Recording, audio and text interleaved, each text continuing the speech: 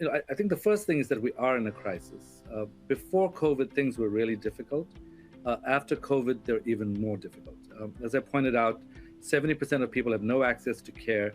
50% of people cannot afford it. What's really interesting about how healthcare budgets are organized is that only 2% of this goes toward mental health.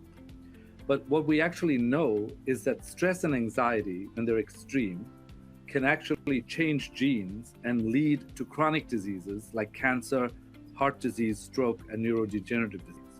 So why all these budgets are going toward other diseases versus preventing the onset of these diseases is a question I think we have to ask.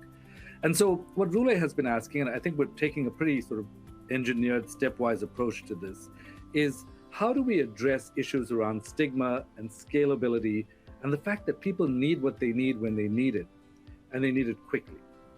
So when it comes to stigma, we can talk all we want about the fact that people need to be more sensitive, that people need to understand if someone has a mental health issue, and that's great.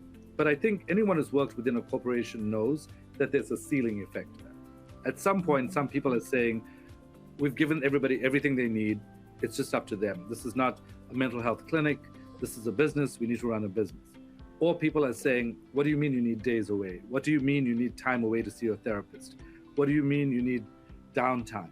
So the ability to address stigma simply through the mental health sort of budget is only one solution. What Reulay has recognized, and we are deployed in market, in corporations in this way, is that there are other verticals and budgets that can address this, that actually take care of the stigma issue. For example, we worked with a company that recognized that their leaders needed to flourish, but they recognized that they had no money in the well-being budget to help people reset their minds. However, they were able to dedicate resources to leadership development.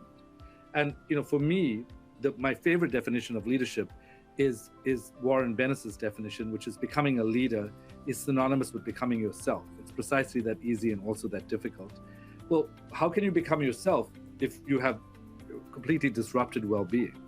And so we very successfully deployed with NPS scores over 90, these well-being programs under the rubric of leadership.